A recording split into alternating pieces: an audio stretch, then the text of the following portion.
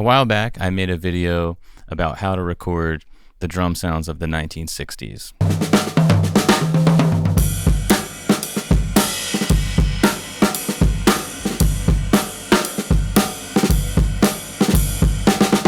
I walked through the mic setup and, the basics of how that works and some of the drum sounds that really influenced me. So in this video, I'm going to show the breakdown of how I mixed the audio for that video. I'll be sure to link that other video in the description, so please check that out before checking this one out so that it all makes more sense. Okay, so here is the Pro Tools session from that 1960s drum recording video. I'll go through each mic and each plugin that I'm using and go through the drum bus so you can see how I got that sound. In that video, I break down the mic selection and the placement for everything to capture that 1960s sound a la Ringo, Beatles, etc. So first, let's hear the current state of the mix. I haven't touched it since that session, so let's just play a little bit of it and see what it sounds like.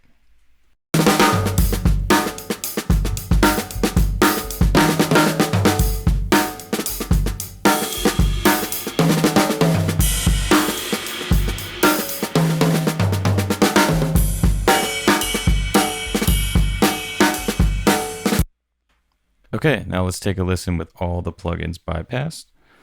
So in Pro Tools, to do this, if you select all of the tracks and then do Shift A, it'll bypass all the plugins.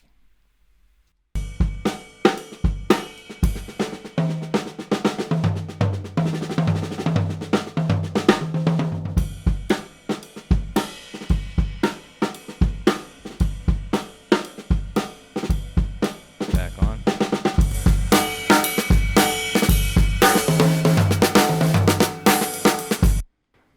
Okay, let's start with the kick.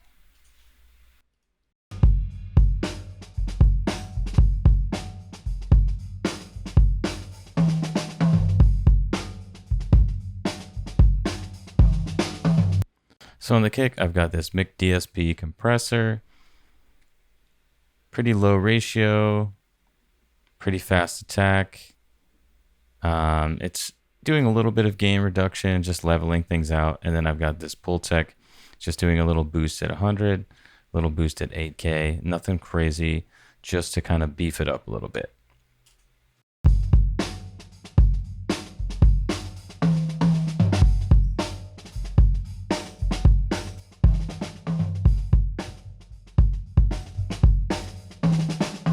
It's also making it a little bit louder, as plugins tend to do.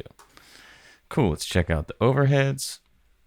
These were the Peluso P67s, which are like a sort of inspired by the Neumann U67. Let's check out the overheads.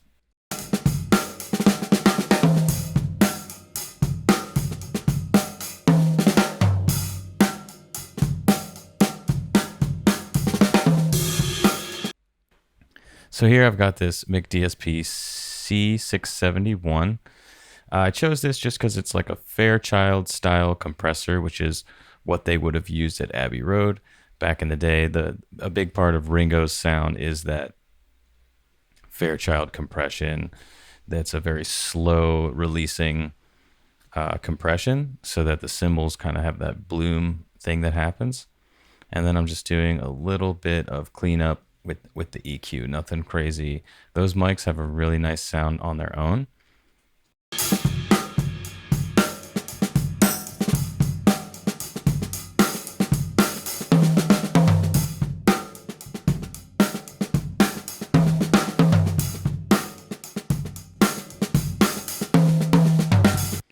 So you can hear what that does. The compression is doing most of the heavy lifting on those overheads.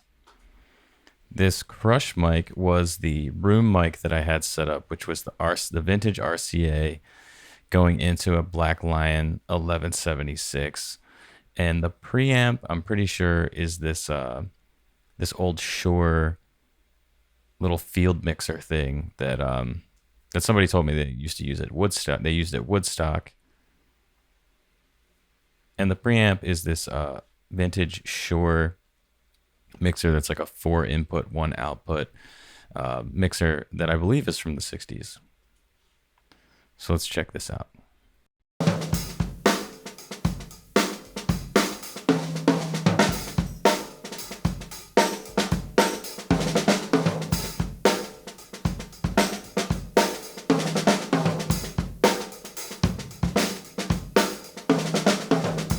Really classic sound. Obviously, I can't A/B it because it's printed on there because it was hardware. But you can hear it's a little noisy, but very kind of classic sounding, and it's got nice low end, really nice ribbon mic. And I'm probably hitting the compressor fairly hard, which I usually do for room mics. Cool. Let's check out the snare top.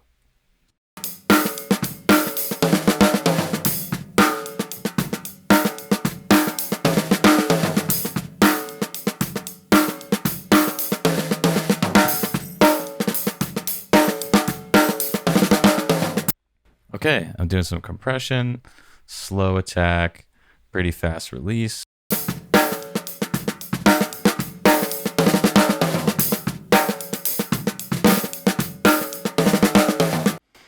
Just for leveling and probably some level. And then I've got the Shep 73. I really like this plugin. And I'm just doing a little filtering, tiny little boost in the high end. And that's about it.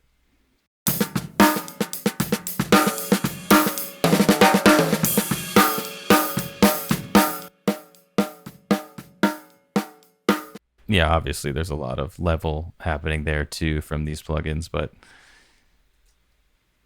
cool. So let's check out the snare bottom.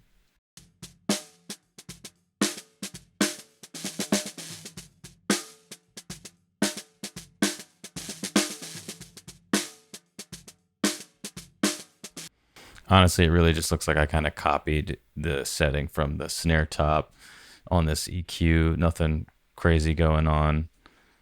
Sometimes for the videos, I kind of just do it quick. And with the 60s thing, I didn't want to do too much because I wanted it to be more authentic. And, you know, a big part of it back then was that they didn't, you know, it wasn't digital. They didn't have SSL consoles and stuff that had surgical EQ. It was pretty, you know, broad strokes. Now, this next track, the Sony track, was the microphone I was using for my voice on that session. And it's got a really interesting sound. It's a Sony F121. And I just recorded it because it was there. And I ended up kind of liking it, so I kept it. Let's hear it.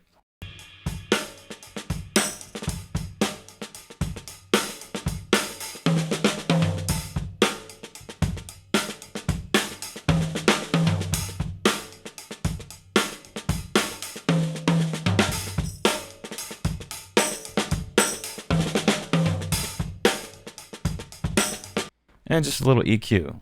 So really cool, inexpensive vintage dynamic mic that has a pretty cool frequency response on that Sony. Okay, now for the heavy lifting, we've got the drum bus. So let's take a listen.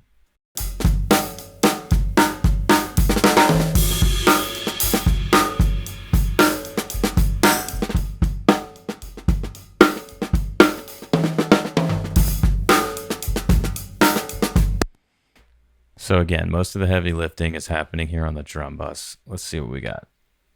Shep 73. Looks like just a little bit of filtering. I'm just using the high pass filter at 50 hertz, and that's it. Just using it for the sort of Neve color. Now we've got the J37 tape machine.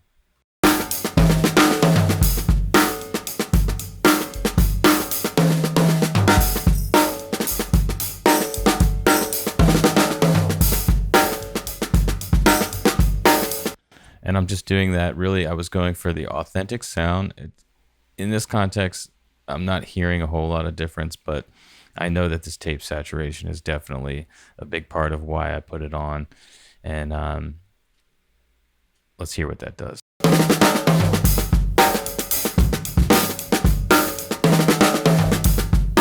Yeah, it just gives it a little grit. Gives it a little grit. Really like this plugin. Okay, and in the spirit of being authentic, I've got this Abbey Road mastering chain plugin, and I'm doing some tape stuff over here, a little bit of tape saturation, some EQ, okay, doing a high shelf, boosting at 11K, okay, a little bit of 2K in the 300 zone, nothing happening there. In the low end, around 60, boosting that.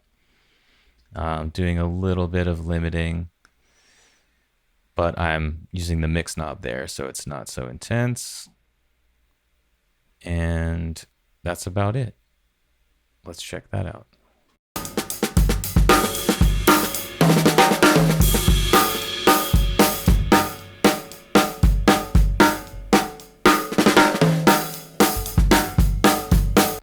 That's pretty awesome. That's doing a lot. That's kind of putting a nice shine on it, making things just feel a little bit more polished without being overbearing. Okay, this plugin, Q632, this is a Kush audio plugin. Really like how this EQ sounds. And there's a lot you can do with it. Okay, so doing real subtle boosts and cuts, some at the same frequencies as you can see here, but at a different Q, so that it creates just a little bit of a different sound in that area. 840 dip, real subtle stuff. I mean, half a dB, 1 dB, but I just dig it. Let's see what it does.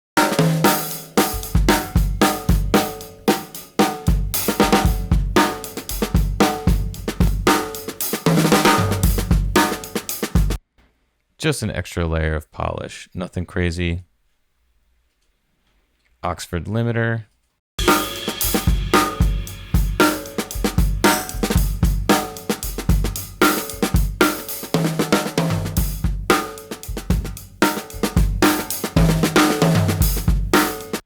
I like the Oxford because it gives you limiting and compression without it sounding like it's being squashed.